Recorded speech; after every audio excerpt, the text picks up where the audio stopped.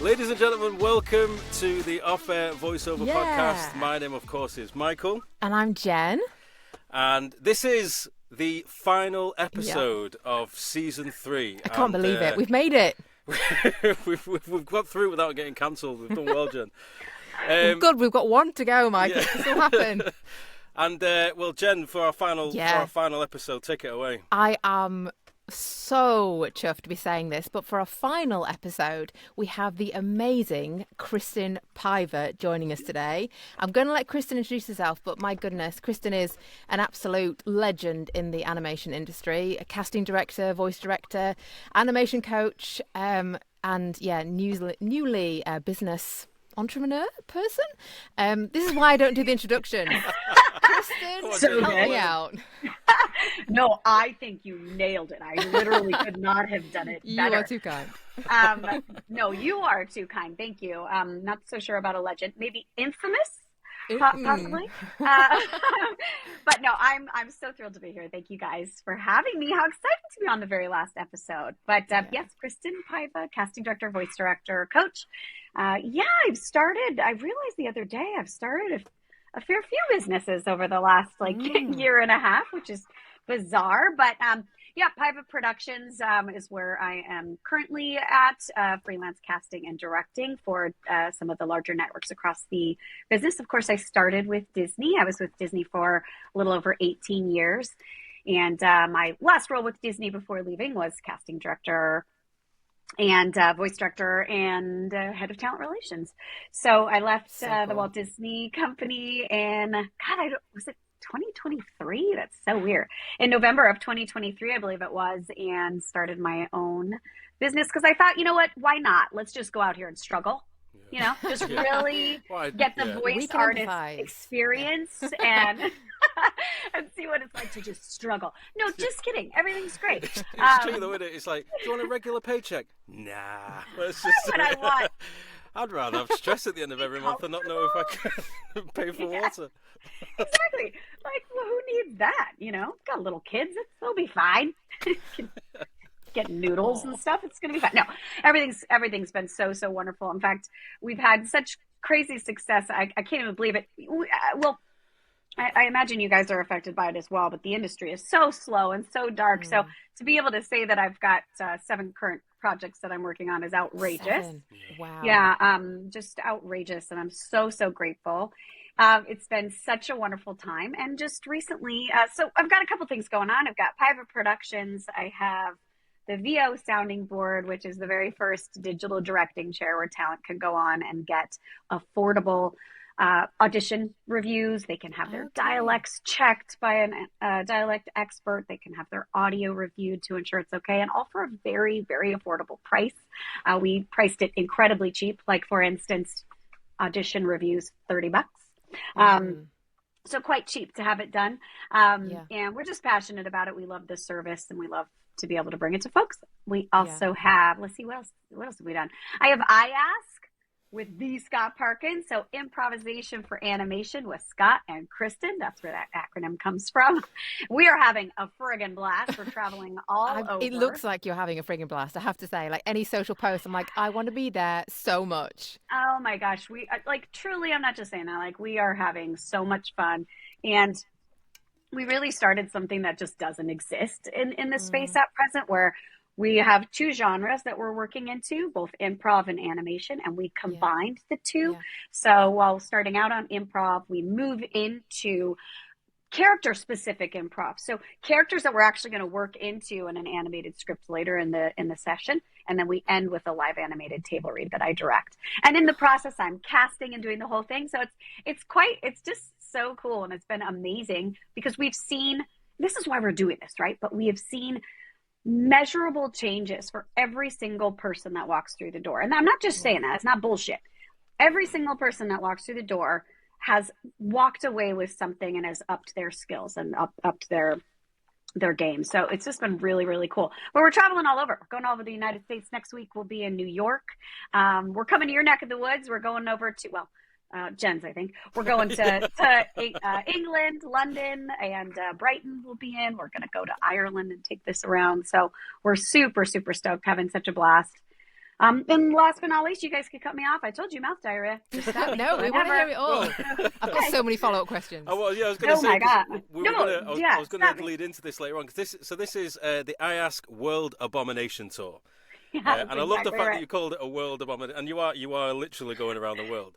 Yeah, literally. Mm-hmm. And I loved that name. I was like, this feels accurate for Scott and I. If anyone knows, like, either one of us, like, combine the two, and it's absolutely a world abomination tour. Yeah. Mm-hmm. we have like band shirts that we're getting. It's with like tour dates. Feels very on brand. I love it. Well, I definitely want to. Because I've written some things down from the research I did from it. It sounds fascinating. Look at you. You said you weren't. It was free flowing, but this feels very organized. Let's do it. Sorry, I'm ready. Well, no, it's just because you have quite a unique set of experience with. I was going to say the Big D. They actually sometimes they have like a cafeteria called the Big D, and I was always like, well, we didn't really think that one through, did we?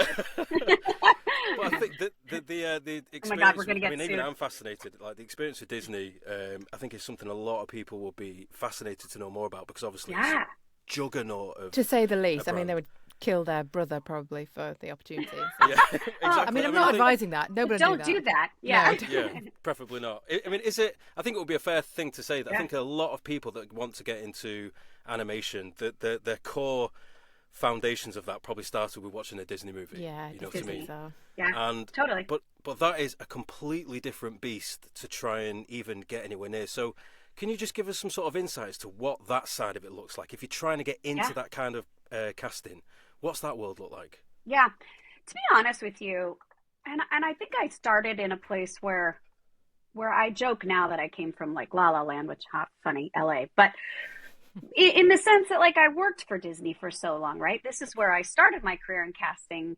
I started in live action and then moved over to TV animation. So I've got some experience in both sides of the coin with Disney. And coming from that space, I was like, people can do this. It's so fine. Let's just send your auditions in through your agent, right? And then, through my time and in sort of exploring and getting to know talent more, it's like, oh, no, that's a little harder than it seemed. But here's the deal. I always say, like, I think a lot of the folks that you'll talk to that are based in sort of LA and are working in this space will, in my opinion, make it sound like it is impossible. And I'm just not in the same camp. It is hard, you guys, and I'm not going to undersell it. It is incredibly hard, and you do have to be at the top of your game, right? You really do. But it isn't impossible. It's hard, but so is every other thing that you guys have done in your whole careers, right? Like everything that you've done has not been necessarily easy peasy, right? So I think that the key to it, though, is that you do have to be represented by an agency that has access to the auditions. Yeah. Disney will largely only work with, and it's not only as in because they only want to, but we only worked through agencies. It used to be largely the big national reps in LA and New York, but that's definitely expanded.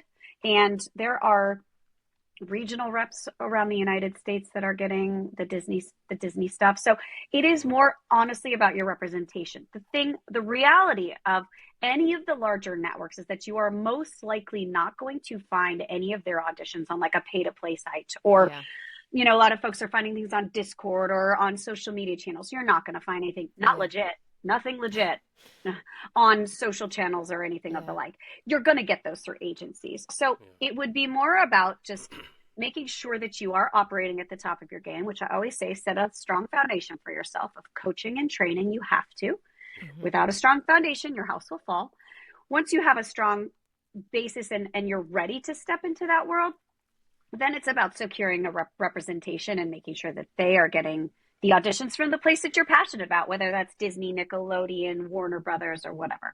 And it's definitely possible, but it's hard, of course. It is hard. You have to have your demos in place. You've got to be, you want to be I always say you want to be the best at what you're the best at. Be the strongest. What are your best and strongest characters? If you know those, and you know that you can be competitive in that space, you can absolutely get your auditions in.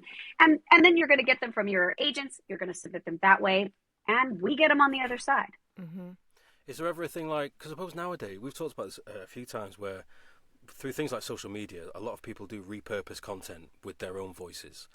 We've got friends that do it where they take like scenes from a Disney movie and then they'll play one of the characters, and it's just another like way on social, right? And it's like, but I think it's kind of a good way to try and think outside the box a little bit to try and get noticed. Because if something goes viral, I mean, if you saw something like that and thought, holy shit, that's a really good performance, like, would you make a note of that person? Would you dig a bit deeper? Or is it still a preference to go through certain channels with where you find the voices? Or that is a really great question and a really great thing to talk about, because... It's not the first rodeo, but appreciate it. The answer, Michael, for me would be no. It wouldn't be incredibly helpful. Let me explain why. If someone is simply repurposing or doing something that already exists, that tells me that they're really good at a particular voice match. And we already have someone to voice that character, right? Yeah, interesting. Animation is, I used to fight against this. I was like, it's fine. Anyone can do it. And I really do believe that with coaching and training. I think that you can. But you do have to work at the top of your game, and animation is one of the most creative of all the spaces. Yeah. You are bringing characters to life. I'm such an animation nerd that every time I say this, I get the goosebumps. You are not just voicing a character. You're not just auditioning for a character. You are bringing this character to life. You will live the life of this character across its entire lifetime. Yeah. Think about that. That's crazy. Yeah. Whether that's a season or an episode or 20 seasons, right? 20. That doesn't happen very often, if ever. But I don't know where that number came from. Either way, you're bringing a character to life, right? So like, it has to feel real. We have to connect with it and love it and whatever. And a voice match doesn't tell me that you're going to do that. A voice match tells me that you're really good at impersonating someone else. So not really, but like original content or putting out things there that are original, like to you, whatever that is that you connect with. You know, I'm also a talent scout. I'm constantly looking for new talent. Always. My ear and my eye is always out there. I go to different shows. That's why, to be honest with you, like, this is why I do I Ask as well. Are you kidding me? Of course I'm sitting in these things going, oh, yeah. I don't remember that person. And the point being is, like, that's the stuff you guys need to do. Get yourselves out there in whatever way. Be findable. Do the things that you love. And we're looking for that. We're looking for that. But because it's so creatively based, showing me that you do another character is not going to mean that you're right for this character that I'm casting today. That's really useful. But what you just said about building the characters, that is why I Ask is so genius, because you're becoming that character, aren't you? You're not just following the lines, you are building the world around them. I really can see how improv absolutely is so useful. Yeah, improv, to be honest with you, will serve every single voice actor. And I would like put my hand on something important and say this. I don't know what it is, but something important to you. And say that improv will help you across your career, especially so in animation, but in every other genre. Because it really gets you to stop, like, what are we all the worst at? Being overthinkers. And improv literally forces you out of that. And it's so fascinating to see, like, people in the workshop becoming the characters and then sitting down sometimes some folks, right, sit down at the table and go, oh shit.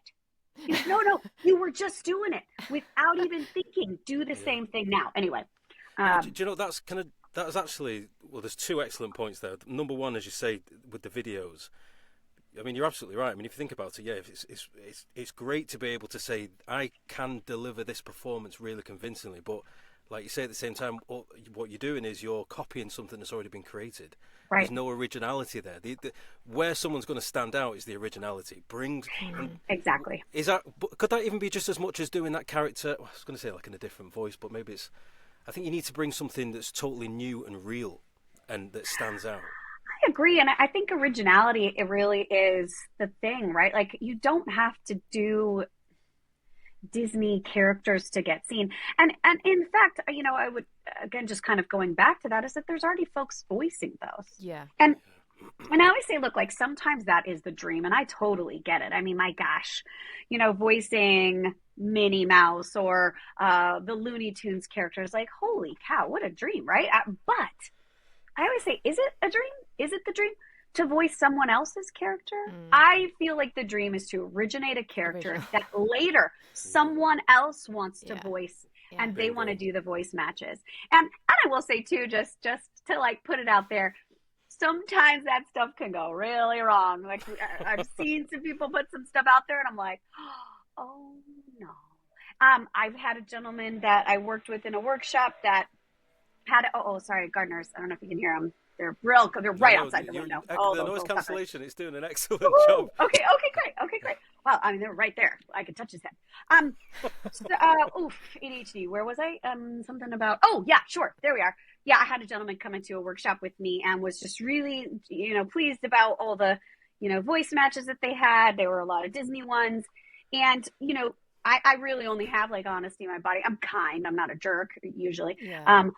All the time. But, I just said like, look, like these are not up to par. They're not going to get you anywhere. Let's shift. Let's change. And I think I sort of blew this person's mind because I've seen it, like they sent me, they emailed me, look at all these Disney things I can do. And I'm like, well, they're not up to par. They're not going to get you anywhere. Let's shift. Let's try something else. And he did so well. He had great original things, but it was kind of like, anyway. I digress. No, I think that's really useful. And I have to say as well, so I was lucky enough to do a workshop with you at One Voice, I think last year. Anyway, sure. Irrelevant. And you are very honest, but in like a really good way. So constructive. And I think everybody in that room, again, developed their skills within that 3 hours. I think everybody made an improvement. So it's what we need, isn't it? It's not helpful at all. Someone being like, oh yeah, you're great. You're like, okay, but how do I get better?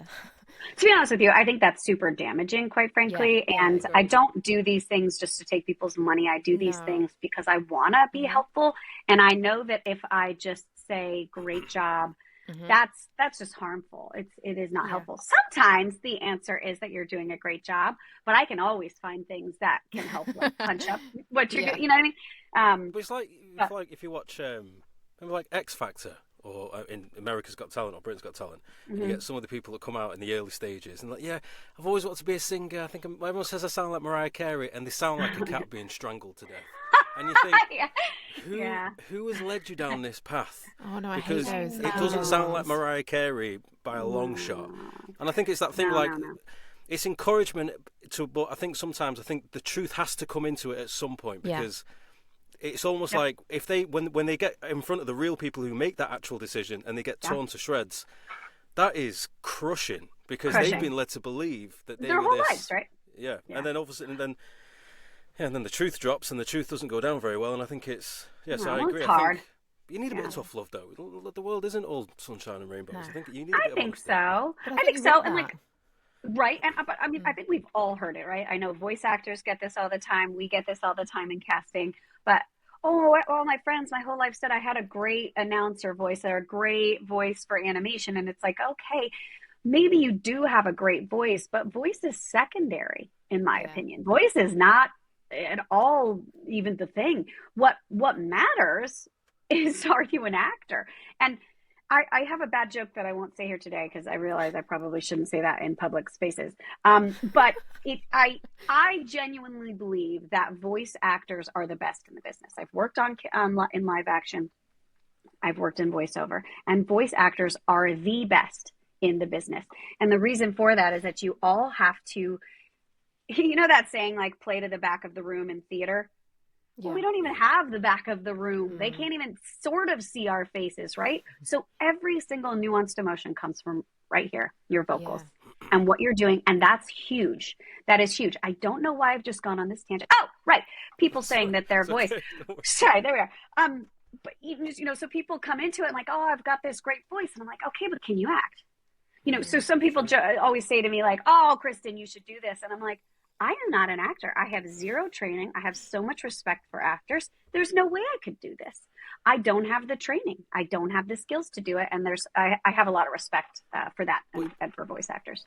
There's one of those, you see it all the time, when people are trying to get into the industry. And one of the most common things when people want to come into voiceover, be it voiceover or voice acting, is they always get told, I have a really nice voice. Yep. And the question is, maybe you do, but do you know what to do with it? Exactly. Really That's exactly right. You know what I mean? That's Like exactly Morgan right. Freeman, I don't think, I'm probably going a bit out there with this one, but if Morgan Freeman couldn't act, do you think his voice would be as iconic in the way we perceive it? No, definitely not. I have met people with incredible voices, but no, because what he's doing isn't just a voice. It just so happens that he has an incredible voice. Yeah. Yeah. You Just know? one thing I want to excuse me, we'll go back to you mentioned as well about improv. That's another thing that I think is really a great point, because that's not talked about much. And that, like Yeah. we always say, if you want to obviously be able to voice act and be in animations, games, movies, etc., you have to learn how to act. But Oh, people yeah. don't talk about is the improv side of it, because like you said, thinking on your feet, coming Yep. up with something in the moment, to train yourself to be able to. I've never done it, so I'm not sitting here with experience, but Oh it's my definitely gosh, you something that's should. made me think. I actually think that's an amazing idea, because when I was going to acting class, there were times where we were given a scene where, like, right, you're on the phone, both of you go to the other end of the room, you're both on the phone, this is a scenario, you've got 2 minutes, go. Mm-hmm. Now, I'm relatively good at thinking on my feet, but Yeah. in that situation, I kind of drew a blank after the first 25, 30 seconds. Sure. And it highlighted that thing. Was like, that is something that needs working on, because they're going to be. I mean, I know people who go to audition, go, while you're here, here's a character spec. Yep. Just give us something for a minute. Yeah. And You're imagine like, you could actually turn up and do that, like, yeah. convincingly. And you can, and you absolutely can, Michael. Honestly, I cannot recommend Scott Perkin more. He does online coaching. You can go and, I think I have him on my website under my referrals page, which I take very seriously, referrals. And you can do them affordably with him. And he's just incredible. And you can do that in it's always a safe space, but if you're like, oh, I don't know if I want to do this in a public setting, because honestly, improv personally makes me feel like I want to puke in my pocket. Like it can be really terrifying, but my God, like the adrenaline is phenomenal. But I think so much of it is about trust, and it is about the people you're working with, and because often you're doing it with other people, and it's kind of bouncing off other people and stuff. Like with the guy you're on the phone with, Michael, it's like that's how you do it as well. Yeah. It's the team. Well, and you know what? An interesting thing. I met with oh God, I feel so bad about not remembering his name right now. That feels terrible. But he's a director, actually based in London. Incredible human, really cool dude. And he said to me in a conversation we were having over coffee, was everything. Life is improv. And I was like, oh my God, you're so right. Like, we don't know what each is gonna say. Like, life is improv. I'm like, oh my God. So I sort of think if you think of it that way, it genuinely is. We're making this shit up as we go. We don't know what we're going to say next. And I think that is a little bit more calming. It's like, oh, just the key is like listening and being open and like receiving and then just giving back, To be fair, Anyway. I think we've just described our podcast. Right? Yeah, you said it was very sweet. You're improving. You really are. We need to retag this, Michael, I think. Just right? The Alpha Improv Podcast. Yeah, serious. So no one would come on. They'd be so afraid. No, yeah, they would. Some people would come on. Scott would. Yeah. But so with the Disney thing then, so I think the main takeaways are, yes, you need to be on your absolute A game to get noticed. Yes. That goes without question. Originality is absolutely key. And whilst there is inevitably a hell of a mountain to climb to try and get, well, actually, that's one question I was going to ask you. Yeah. From your side of the fence, how do you feel about things like where some celebrities get cast in roles based on their celebrity status rather than their actual smile acting now abilities? on Kristin's I can think of. I'm not going to name drop it. I've got my opinions on some A-listers, and I just think they've done roles, and I think, all right, over time you naturally get better through practice and progression. But I just think, there's some people that are so good and have been overlooked because they're not famous enough. Totally. No. From your perspective, what do you think? Mm-hmm, mm-hmm. Yes, I have very particular feelings about this. I mean, look, I have 98% of my career with a very large, why am I like being coy now? With a very large entertainment company, was working with high level, A-list celebrities. And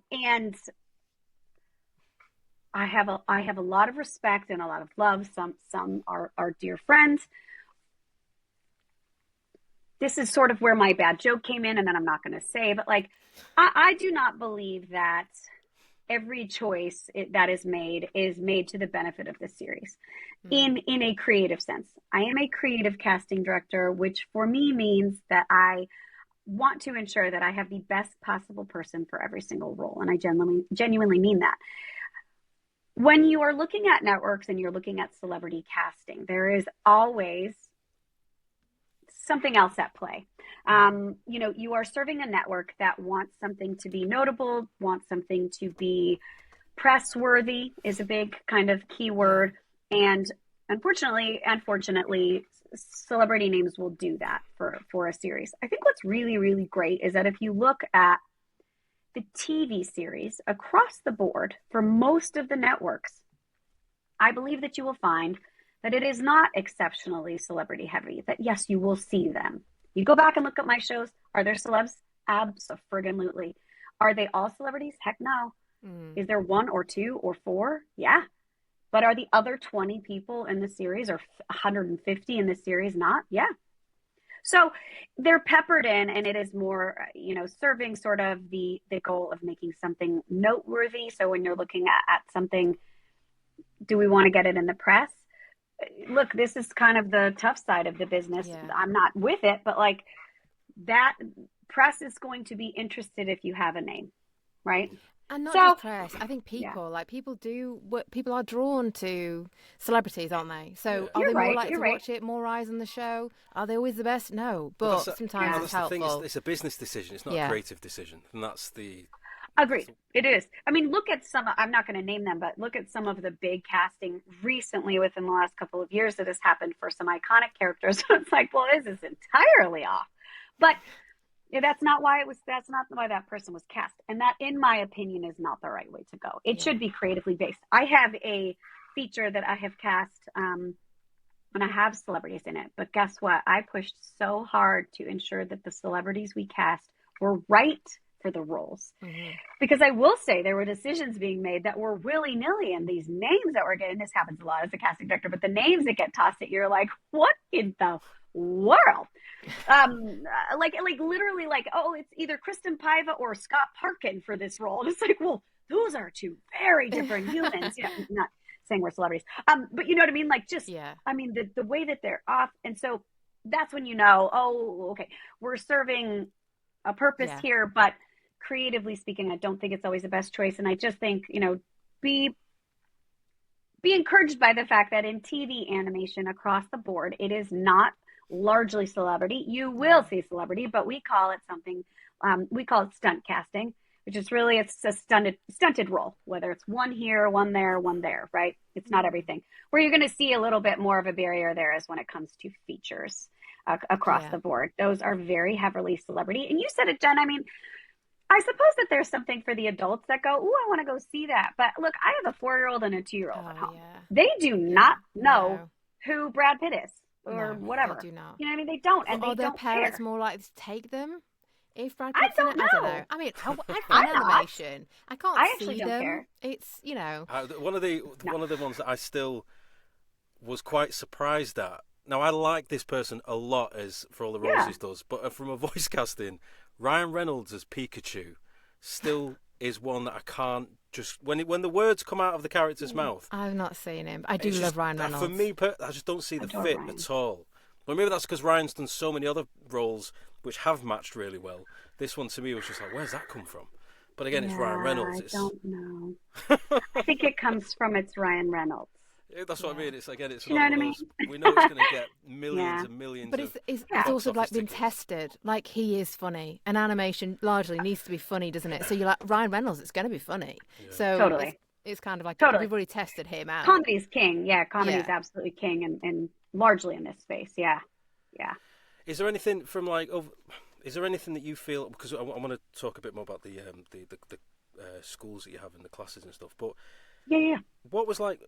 What's the best way for me to ask this first? I was going to say, what prompted you to want to do? Like, okay, were you seeing things that made you think, I want to do these classes in schools because I feel like people are being taught either incorrectly or picking up bad habits, and by creating the institute and the classes that you're doing, etc.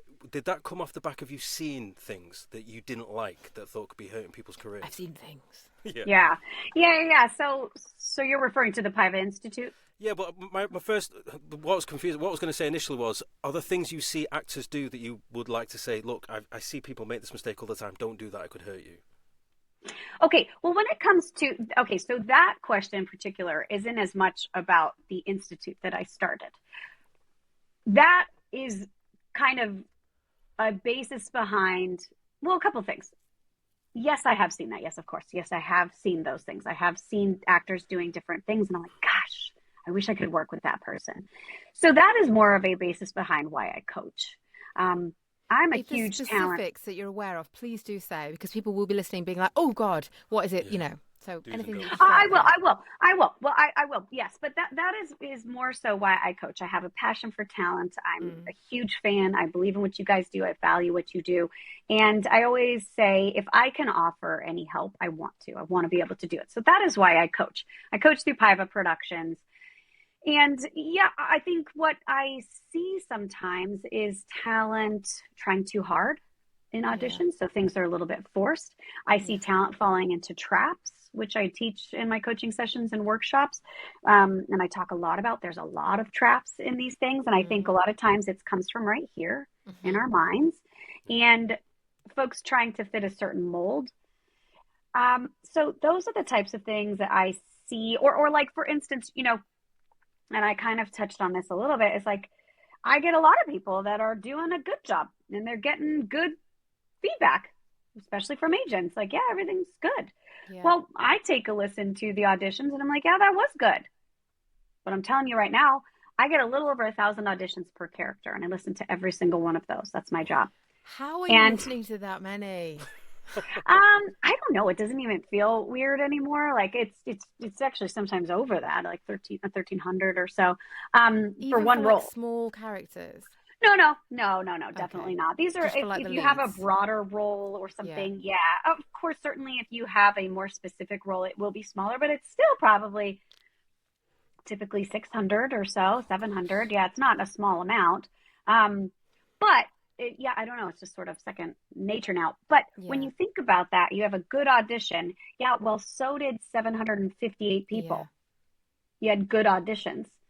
So I would say, like in my coaching and training, like I want to make sure that you don't have good auditions, that you have great dynamic auditions, because that's what's key. And I just sort of introduce things to think about, because as a casting director, my ear listening to 1,000 of them, like there's patterns that emerge. And I like to point those out and kind of say it is harder. It's harder to specify here because I need a piece of copy in front of me and have someone read it and go, there it is. That's the It's not making the obvious choice. It's And I think we all, even if you think, oh yeah, this is how I'm going to do it, and then you hear other people in a class saying, you're like, oh, they've had the same interpretation. Like, how can I do it differently, or add a breath here, or ignore this bit of punctuation, or they say colour out the side of the lines, don't they? How do you? Just talking quite specifically then, if you do have a particular line, how do you feel about people doing a bit of improv or little bits of, throwing an extra couple of words in there? What's your thoughts about that? Yeah, improv is absolutely largely open. I mean, listen, there's no black and white in this industry, and I could never speak for everyone else in the business. But in general, but in general, in animation, it is pretty accepted that you are able to toss in some improv in your original auditions. There is some pretty specific keys to improv, though, and things that you really want to look out for. The 3 keys of improv, I always say. One is improv really needs to be short and succinct. I refer to them as little buttons or little zingers. Get in and get out. Okay. I've had some folks come in with some really funny stuff and then go on for an hour and a half, and I'm like, well, that's not funny at all. So buttons and zingers, there's already fun stuff in these scripts. You've got to learn to punch that up first and then allow your improv to just be something that just nails that point home, right? So little buttons, little zingers. It must add to the scene.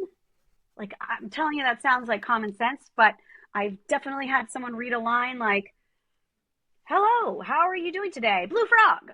What? Well, that wasn't not even, that's weird. But it's got to be in the world of the audition or the character. Got to make sense with what we're talking about. And then third of all is never, ever on every single line. Now, if you are an improv person and you just riff, that's cool. That's great. I always say do that. Do that in your audition when you're recording it, but then go back and pick your faves and cut out the rest, because what that can do, unfortunately, on the other end, it can feel like overreaching. It can feel like trying too hard, and it can almost feel the tiniest bit arrogant. There's already funny stuff there. You're not going to offend me because I didn't write it, but you could offend the writers that put all these great jokes in there, and you added all your own. So this is the time of the show where Michael and I choose a voiceover of the week, and this week is my turn, and I have chosen... Oh, sorry. I've got to do it. Hold on one sec. Voiceover of the week. Committed to that. I committed to that. Okay, so my voiceover of the week this week is the wonderful Kate Nealon. Hey, woohoo! well done, Kate has done an amazing role in Paw Patrol, something like To the Rescue. I should have looked at the title. But she's playing a character called Winnie Winnington, and I've watched a lot of Paw Patrol in my time, and it's absolutely in keeping with the show, and I think she's done a really good job. And there's a hilarious line at about, I don't know, 1:10 or something, where she makes a slightly sarcastic quip about the tagline for Sky, and it made me laugh because, my goodness, we're all thinking it. So well done, Kate, and check it out if you get a chance. Yeah, this is what it sounds like. We're officially the greatest human Rooster Street dance duo, Roosterio. I knew we would win the shiniest trophy ever. Oh, get your claws off my trophy. You'll scratch it. No, not my Roosterio. This pup's gotta fly. Do you say that every time? Mama's here, Roosterio. Oh, you're okay. All right, there you go. That's it. Well done, Kate. Well done, Kate. I loved it. It gives me a little bit of a twinge of what's it? Patsy from Absolutely Fabulous. Like, Oh yeah, I know what you mean. Yeah. I got an air of that, but yeah, it was excellent. So yeah, well done, Kate. Good job. And I guess that's on with the show. Yeah, that is a good Great point. tips. I've said before, and like I think sometimes some people get so invested in a character that they, you get the brief, you get the spec, etc. You have to be careful not to cross that line of portraying the character that you see them as. It's still got to be who the person has written them as. You need to bring that. I think person that to life. Michael, I think it needs to be right for the character. But I do always say you need to bring your interpretation of the character. Yeah, and that's what makes the character you. That's how you get the gig. Yeah. But you can't go off, and it can't be a creepy young girl and you make her a princess or something, like a fancy princess. I don't know. And I think we get so desperate to stand out and to like make, shine that we do, we generally people put those things in so they can stand out. And we had one person come on say, who's talking about video games, somebody literally screamed at the start of their audition just to kind of wake up the casting directors, and you're like, oh no, because it was not part of the scene, it was just it wasn't in keeping either. So that was like straight in the bin because it's not helpful. Straight in the bin. Yeah. No.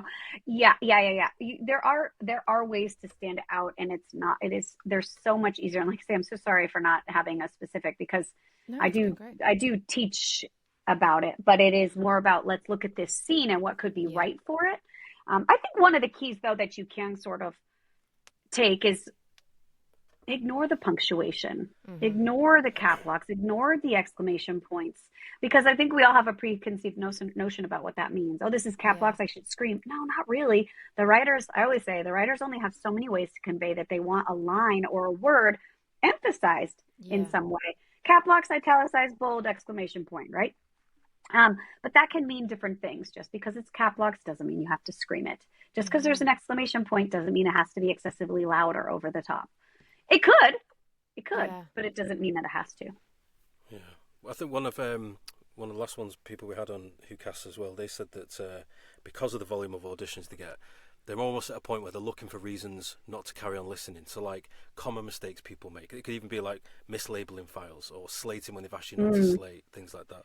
So it really is just like I said before, bring your A game, but it's read what you've got to do. Bring something slightly quirky to it, or unique at least, that can help you maybe stand out without going too off the beaten track. I think if you have a good sense of the character and you understand who the character is and you're enjoying yourself, you're going to bring an audition that could be competitive because you're making it your own. You're bringing your sense of the character and you're bringing it to life in a way that you enjoy. If you're enjoying it, we will likely enjoy it. I am not the type of casting director that will look for reasons to get rid of someone. That's horrible, in my opinion.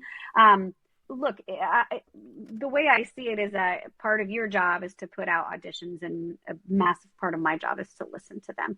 And, you know, I've definitely heard that where some people are like, well, it's mislabeled, I'm throwing it out. I say that. I'm not going to throw it out, though. I'm not. The well, only you might be able time to find it. I think that's the thing. If you're, you know. Exactly, Jen. The only time I would is if, like, it doesn't have any information. I've definitely had that. There's no person's name. There's no slate, so I don't know who it is. I'm like, well, unfortunately, here's a reason. I don't have the time to dig in to find out who you are. Yeah. And if you're not bangerang, I'm not going to do it. So, you know, if the audition isn't amazing, I'm not going to do it. But no. It's my job to listen to all of them, and I'll listen all the way through to the end. And I've had people ask me, like, well, why would you do that? I'm like, well, what if they're like, even if you found people that are great? I'm like, yeah, what if I find the person at audition, 1,253? I'm listening. Are you kidding me? I love that because sometimes we hear the opposite to that sometimes. We hear sometimes where it's... there's so many to get through. I need to be captivated in the first 5 seconds. You've got 5 seconds to catch my attention. If not, on to the next one. And I've sometimes thought, one of my pushbacks to that was, but for exactly what you said, what if? Because like we always, I say we, it's like, I think it's common for voice actors to overthink which is the first one that you put. What's the first thing someone's going to hear? Because first, I always say, don't get a second chance to make a first impression. Right. So there's a lot of thought that goes into that first one. Because what if the second one was actually going to be the one, but most people go, you got 5 seconds and they won't even get to it. It's like, well, you've just missed out on what could have been the person. True. Because of this cutthroat thing of, so it's reassuring to know that actually, like, you know, casting directors like yourself, you do sit and listen to everything for that very reason. You don't want to miss out on anything. I do, but hold on.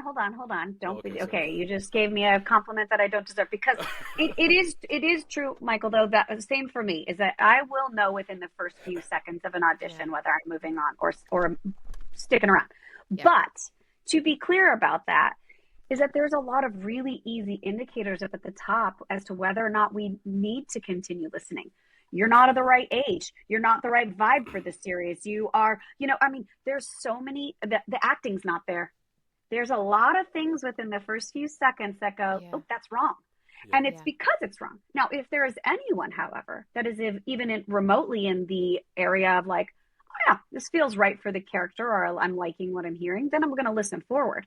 But for me, and for a lot of the folks that I know as casting directors, it's the same. It's largely, you guys would hear it too. Like you would absolutely hear it. If you got an opportunity to sit through auditions and listen to them, you'd do the same thing. You'd be surprised at how much we get. That's like, I'm looking for an authentic sounding 10-year-old girl, and I get someone that sounds not 10 at all. And it's like, okay, that's easy. Unfortunately, that one, we're going to pass that one, or and this happens often too. Again, it can be surprising sometimes, but hey, this is a creepy ass little girl. She's creepy as fuck. And then someone comes in and they're like, hi, I'm Kristin Paiva. That's not, it's sort of creepy, but. I mean, that was a bit creepy, actually. Yeah, sorry. I know. I screwed myself. Bad example. We know what you mean, though. We know what you mean. Yeah. Thank you. Yeah, thank you. But anyway. You did that so well, it was creepy. I know. As I was doing it, I was like, I'm creeping myself. You need to watch the video, everyone, by the way, to see the full embodiment of that. There was movement and everything. Like, you got a full performance. Oh my God, do they have the video? Oh no. Yeah, anyway, there are a lot of things that are easy passes, and it's not, though. If someone's right for it and sounds right for it, then we're listening on.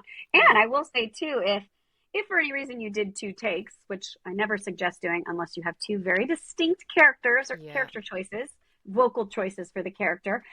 If you do have 2 takes, even if I had such a strong feeling as hate for your first pass, I would always scrub forward and listen to the second, because you just never know.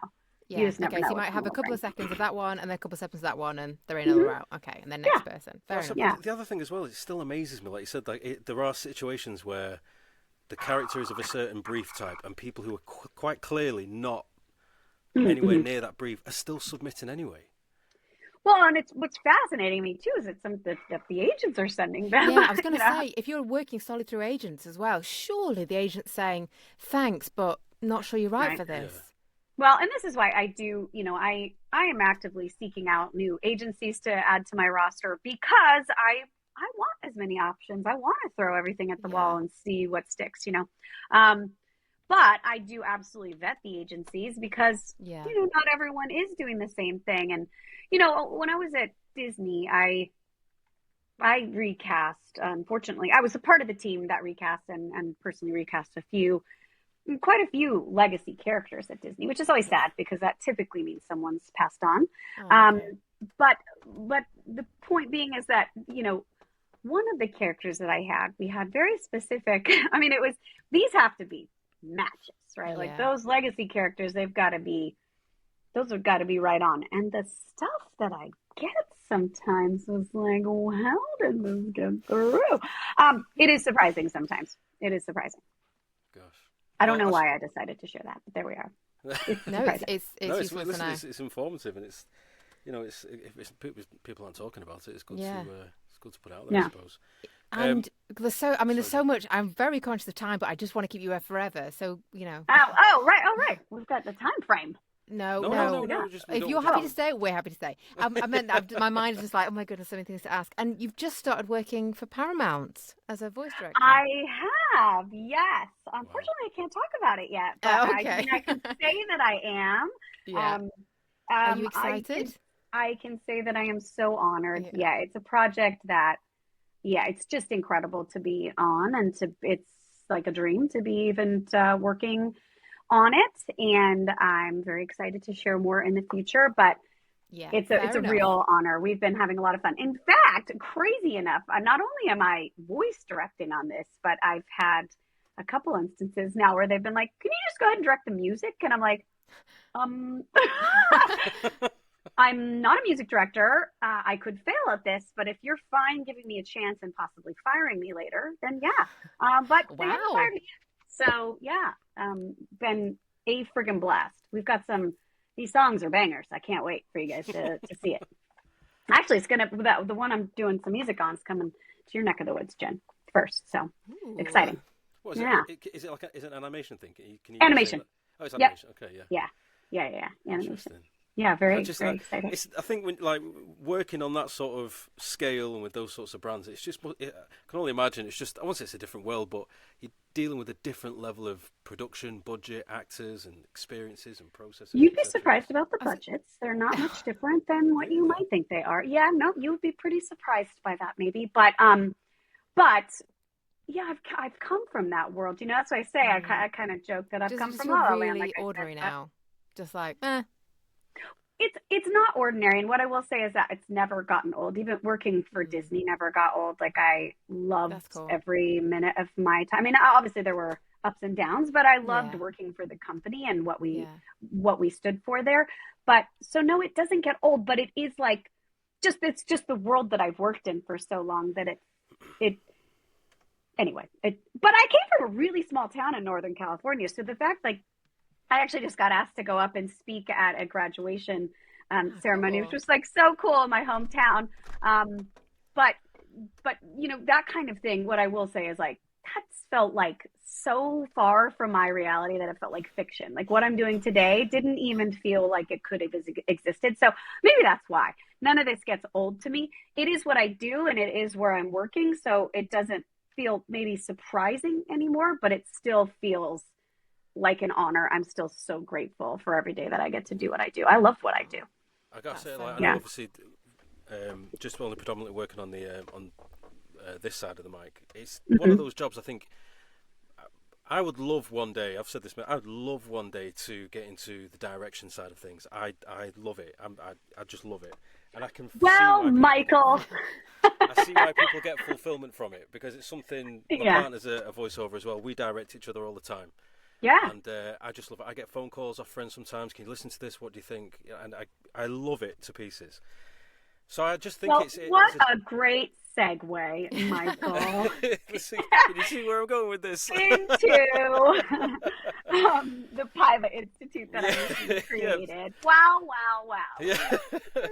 Well, to be fair, my segue was because we've talked so much about casting and your experience in the do's and don'ts, it then leads perfectly into the Paiva Institute, which is something that you've set up, which kind of encapsulates all of that and your experience, and then you giving back. So I won't say any more than that. I will let you do all the talking. Thank you. It was a beautiful intro to it. Thank you so much. Yeah, and I'm so excited to talk about it. I dreamed this up, probably about a year ago, literally, in an ADHD, fever night. I sat there while my children were sleeping and just thought, there's all this crazy stuff going on in the world. I'm like, how can I do more? Like, I don't feel like I'm doing enough. I want to help more. I want to do more. I want to, I don't know, just show up for people even more. So I first thought up the Voice Forge, which is, so I have three pillars of the Paiva Institute, one of which is the Voice Forge. And that is my mentorship program for underrepresented voices in the industry. And we're having a time over here in the United States, as I'm sure you guys have, maybe heard. And it's just been, it's hard to watch. It's hard to see. And I am mixed. I'm very pale, and then I am also Hispanic. But I have had the benefit my whole life of tracking pale, right? So, but I understand, like my children are mixed race. And I just see, I know the struggles that people can go through.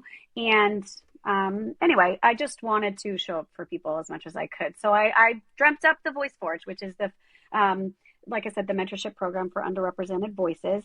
And I recently launched that pillar of the Institute, and we've just had such an incredible, I couldn't even believe it. I mean, we had almost 250 people apply, and I had 6 spots.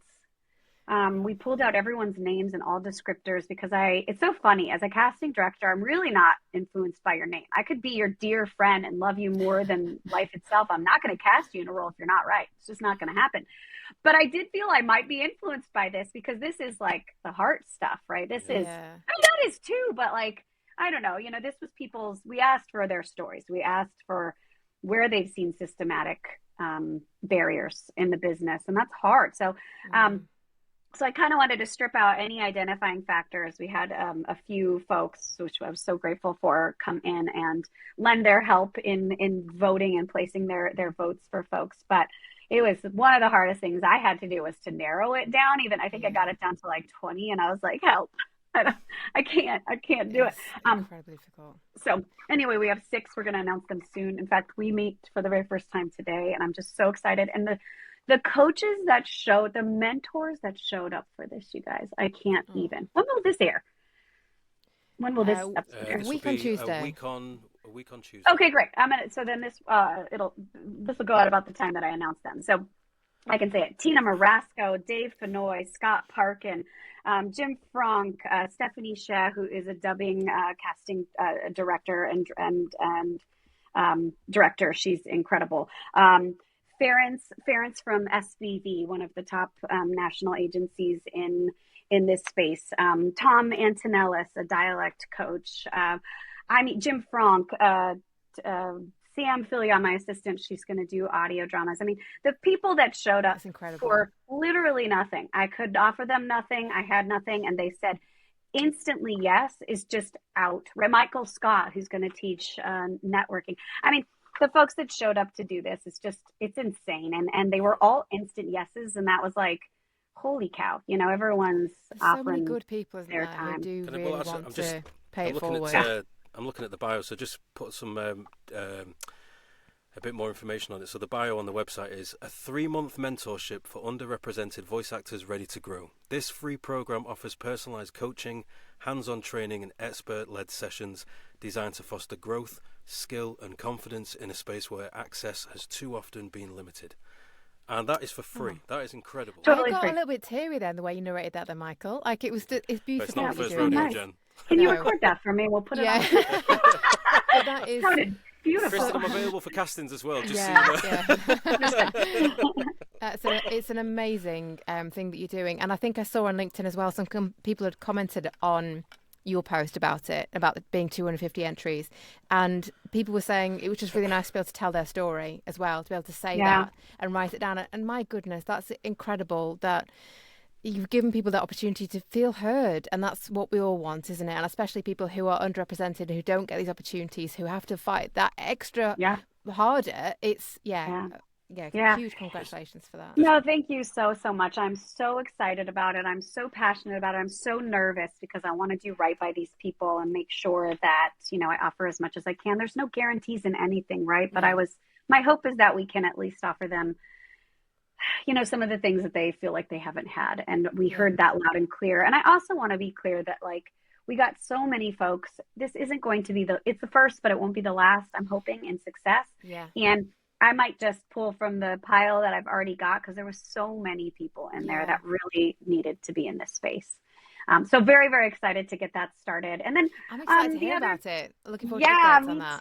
Me too. Yeah, we're starting tonight. So there's and you're going to say, because there's two more pillars as well. So the Paiva Institute is consisting of 3 pillars. So the other 2 are the Directors Lab and the Casting Collective. That's right. Yeah. So, you know, what was interesting is when I stepped out freelance, you know, I've had this benefit of like 20 years in the industry. I've been a casting director for like 12-ish or something, or in casting for like 12 or 13 now, but in the industry for 20. And with all my connections and with all the people that I know, and that's vast. And I don't say that to be a braggery dick. I'm just saying it is vast. The jobs that I've had at Disney were sort of outrageous. And I mean, I'm very well connected with some of the highest executives in the company, and I'm friends with those. I have, you know, whatever. I'm very well connected. And you know what? It was a struggle trying to figure out how to do this on my own. And I've been doing it for years. Yeah. I had to dig in and do my research and find the things. And that's okay. I love that. I don't mind hard work. In fact, I love a good challenge. But what I think I started to realize is I'm like, if I'm having this hard a time with all this time in the business and all these people that I know, what about the people that are just trying to get into this? And so I started doing some research, and I would get a lot of people reaching out to me on LinkedIn. Hey, can you meet? Can we talk? And, you know, they were used to getting shut down. A lot of people are very, you know, and I don't support it, but I understand what's happening. There's a lot of people that are not super willing to give a lot of the information away. There's a lot of gatekeeping happening. And I understand and I respect their choices, but it just isn't my choice to keep the information. So anytime someone would reach out to me, I would meet with them and I'd give them the keys to the kingdom. I'm like, what do you want to know? Let's talk about it. You want to talk money? Let's talk about money. What do you want to talk about? Because I don't think that there's any benefit in holding that out back. So first created the Voice Forge, and then I came up with the idea. I'm like, well, to my knowledge, so forgive me if anyone is doing this, but I have yet to find anyone that is formally training casting and directing. I cannot find it. I found workshops like standalone. I found incredible people doing kind of one-offs, really great humans. Tom Keegan, I believe, teaches directing for MoCap, a friggin' legend. I adore that man. Run, don't walk to get into his stuff. But it is what I've found so far is like, it might be there's like a program at the Orange Coast College, I think it's called, here in Orange County. And but it's like one of the sessions or something might be about casting. So there's some stuff, but there's just not a lot. So I just thought this was another ADHD fueled evening. I was like, okay, well, how can I expand on this? And then I decided to do, create the Casting Collective, where to my knowledge, it'll be the first of its kind, where I'll be training the next generation of both casting directors, and then with hands-on specific training in this space. And then I will also be launching the Directors Lab, where I'll train the next generation of voice directors. And, you know, I have a very talent-friendly approach. It is my belief that my job is to not lead, but it is to guide. I'm there as a guide, not as a leader. I need to both be immensely in tune with what the network is looking for, what the creative is expecting and wanting of their show and series, and then to be so well in tune and connected with the talent that I am able to flex and change and adjust based on what each individual needs in that booth. And I genuinely believe that. I'm like a friggin' chameleon in these things because I'm here for you guys. And I feel that if we are able to keep a creative and open and fun environment, that's when you all make magic, because then you're able to just do what you do best, and that's create, and that's act and have fun. So, it's just maybe a slightly different approach. I've had some incredible mentors like Kelly Ward. If you're not familiar, he is probably one of the best animation voice directors in the business, in my opinion. He is incredible. Sarah Jane Sherman, she's actually the person that brought me over to Disney TV animation when I was there. An incredible director. And casting director. So I've got some really great folks that I've sort of modeled my style off of. And I'm really, really excited to teach it to the masses. Someone said to me, but Kristin, I think might have been my mom. I love you, Mom, but you always challenge me. But, I think she said, well, so you're going to train your competition? And I'm going to be honest, y'all. I don't really have a competition mindset. I have an abundance mindset. Maybe I will. Maybe I will. Am I okay with that? Yeah, I think I am. I think I am. That's okay. That is, I like the way you've put that, because I think in the past, I've had a thing where, like, you sometimes see these, you see these adverts online, people like selling finance courses, you can make this, make that. And I've always thought, why would you sell a course to create competition for yourself? Because if you're doing well with it, then you just keep doing it. Now your pool of income could obviously reduce because so many more people do it. Now I use that finance example as the example because I see it online all the time. Yeah. But when it comes to what we do, I see it from a different perspective, because it's not about increasing the talent; it's about increasing the quality of the output. Yeah. And I think Absolutely. giving something back to say, yeah, I'm sharing this knowledge, because if you can teach it to other people, we all as a consumers, let's say, we all benefit because the output is better. It's better quality acting, it's better quality productions, etc., etc. Yeah, you know what I mean? I think so. Yeah, when I first started in this space, there was sort of an idea that, hey, we train by, we throw you in the fire, and that's okay. That's okay. I did okay in the fire. I did just fine, but I just thought too, there's a better way. And there's no one that's doing this. There's no one that's offering the ability to actually learn this before you step into it. And why? Now, here's a couple of the things.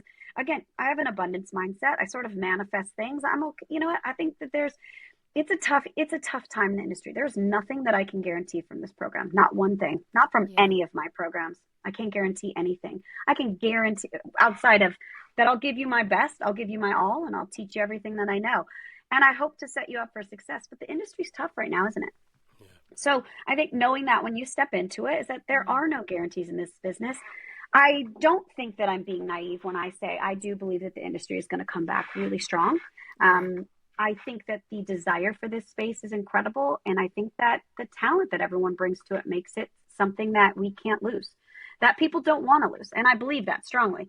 Am I right? Who knows? We'll see, I think, soon. But so regardless, just point being is that I'm excited to give the information away. I'm anxious about it because I want to make sure that I do it in a way that's going to be really helpful for people. I've got some really, really cool ideas, like hands-on stuff that we'll be doing both on the directing and casting side.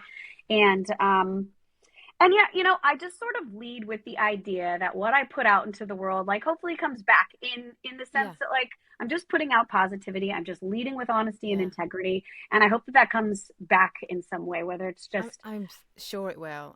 Good vibes and feelings. Yeah, yeah. But also, what is the expression about raising the tide or something? I can't think. Yeah, like the rising tide raises all boats. Yeah, but yes, exactly. And I definitely believe in that. Like, I've been incredibly lucky the last, I don't know, this year particularly, I've had 4 or 5 voiceover artists who've recommended me to a client or put something my way, and I won't forget that. I won't forget that. No, you won't. I don't forget it either. When I know that someone's done that, you better believe I don't forget that, because that is rare for another voice actor to recommend another, and it's huge. How amazing. It's huge. Yeah. If you're not right for the role. Yeah, exactly. But they've done that. And I think the same for you. Like, you're giving out the information. They won't forget that. And you're opening a door that is very difficult for a lot of people to open. And I think they won't forget that. And also you think about you being worried about how it's going to go, and you can't guarantee success. You can only ever give the information. It's up to them then what they do with it. Right. And you're That's laying true. that out That's there, aren't you? thoughtful. And That's then true. it's on them. It's on them to make Yeah. it happen. And like you're doing as much as you can. So Yeah. anyway, got a Thank bit you. No, impassioned that's there. true. Sorry, but No, I it was really good. do It was believe good. it. Yeah, you're right. If you've got, I think if you present yourself, like you said before, you're not a gatekeeper. I'm a very, very transparent person. So I enjoy, I just think, like, there's no, like, I've got nothing to gain from, making things up or holding things back. And through all these episodes we've done, I've always had that that approach. And I think, like you said there about not being a gatekeeper, and if people ask me a question, I love it because I can relate to it. But I think why it works well is that because then when you do the stuff that you're doing, I can only imagine that people buy into it more because you already have bought into your honesty in the first place. So if you're then providing more services, people already trust you. That obviously they know what they're getting from you, and with all the extra stuff is going to be, Yeah. very, Yeah. You can't oversell something, right? Like I could never do that. But like I say, I can build a program that I believe in and that I know is really strong.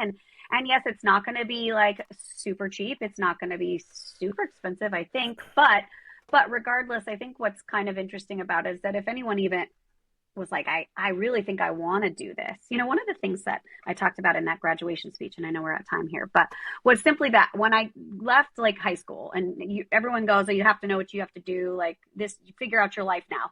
I was like, I don't know what the hell to do. I have no idea what's out there. Well, one of these things is casting being an option or directing being an option. This does at least allow people to learn it, sit in it for a while and see if it is even something. Like you might end up hating it or loving it, but there's really outside of just maybe getting an internship or something, which is only available if you've just graduated college or are graduating, right? Or you're well connected, your family connections, which is right. unusual. Right. Then you're not necessarily going to get into it. So anyway, creating a program was important to me.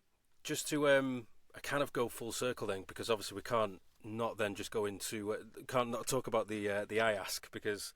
Something's going on. It's on a world tour, so we started with it, and then we sort of paused it, and we've gone perfectly up to the circle around back to it. I adore it. Yes. Yeah, to finish with it. So I'm reading about it now. But so for people who just might not fully understand what it is exactly that it's all about, do you want to just give them or do you want me to read? I can read it out if you want. I've got it in front of me.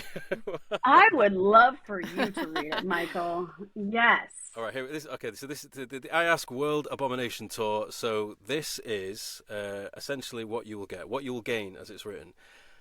Create original characters through live improv. Learn how to improvise a character, a must-have skill for today's animation casting.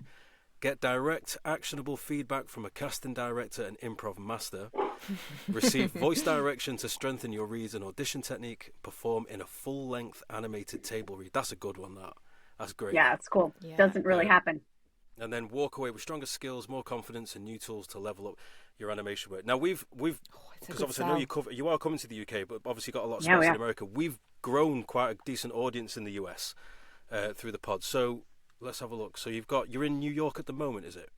Next weekend, yeah. We've got a couple spots left in New York, on Sunday. So you've got New York, Boston, Seattle, Vancouver. Then you're in Dublin. Is that Kilkenny, London, Brighton, and then back to America, Nashville, look at those dates, and Washington. So, yeah, it sounds. If it's something that you can go to, I would definitely check it out by looking at this. That's bloody hilarious. And I know that it is. It's honestly like some of the best fun that you'll have while like also leveling up, truly. And we really love what we're doing. And again, we know that the price is hard, especially during the time. We did really look at that. We tried to price it in a way that wasn't like the worst, but is, it's also not the best. But we have to factor in what we kind of looked at is like genuinely speaking with Scott and I, Scott has to give up work. I have to sort of not work on productions and different things, and we have to fly there and transfer there and find a venue. So in order to make it work, we tried to price it at a place that feels okay. But I think when you know that you're getting two instructors that actually genuinely care, Scott feels the same way I do. We're so aligned in a lot of things. I think this is why we get along. We would both stop doing this instantly if we were like, oh, we're shit at this, like we're terrible, then we would stop. We really believe in the value that we're offering, and we wouldn't do it if we didn't. We love it. We have so much fun doing it. And it's just a damn good time. It's such a good time. I think when I used to go to my acting classes, that's one of the things I loved about it, was being able to work with other like-minded people in the moment. I mean, if you have to do Zoom or whatever, that's okay. You haven't got a choice. But if you get a chance to work in person with other people, like-minded people, it just adds to the experience. There isn't anything quite like it, I will say. Yeah, like being in person and doing this stuff. Yeah, it's so fun. I mean, again, I do highly recommend it if online, if that's the only way you can do it. But man, coming in person is the best, and you get that instant feedback from the other person, right? And the people that you're working with. And it's just, I mean, the stuff that happens is hysterical. I just laugh like a loon half the time. It's the best. So anybody, even if they haven't got any improv experience, can come on down. Oh God, yeah. I'll be honest with you. We've had so many folks in our classes that have never done it before, and I have been shocked by that because of how well they do. I think unless you are from a kind of theatre or screen acting background, a lot of voice actors don't, and unless they come from those backgrounds. I think that most people I've spoken to often don't. Right. Yeah. It's just such a huge skill. Like I said, I mean, we're specifically gearing this towards animation, like the improv and animation, but it will serve you in everything, commercial, e-learning, every single thing you do. I promise you. And that's something I can guarantee. Maybe I shouldn't say that. Like, I don't want money from it, but I guarantee it. No, you said it now. You said it. I said it. Okay.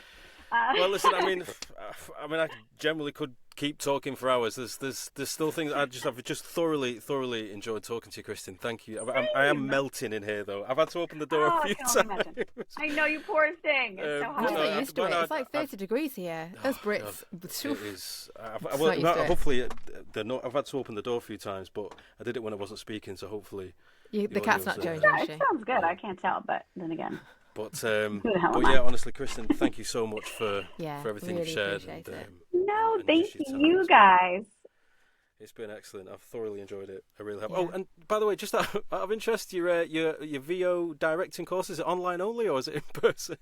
This is online only at present. Although I am thinking of ways that we could do some meetups, but I think that'll depend on like who actually ends up signing up and where they're all based. I'm not a believer in that, all talent should come from LA, and I don't think that all casting directors and voice directors should come from LA. So I wanted to open it up, make it digital, and make it accessible to people anywhere. Amazing. Okay. Yeah. Well, I guess that's a good. I don't want to make you leave. Keep going if you want. I think we're just running out of time. We'll you guys are amazing. Thank you so much for having me. I really appreciate it. Should we take a picture? Is that a thing we do? Yes. Yeah. I was just going to say we'll take it. We'll do that in a moment. Just kidding. Okay. For everyone listening, thanks so much for all your support during this third season. It's been incredible. There just aren't enough words in the dictionary to express how grateful we are for all the love and support. All the new listeners that have found us, the messages, the sharing online, everything. It genuinely means the world to us. And we will definitely be back for season 4. We just need to figure out what we're going to talk about. But yeah, sincerely, thank you so much for every one of you that comes along and listens and watches. Yeah, thank you. Is that it? I'm just smiling. We won't see you next week, but we'll see you again soon. Everyone take care. See you in a little while. Bye. Take care, folks. Bye-bye.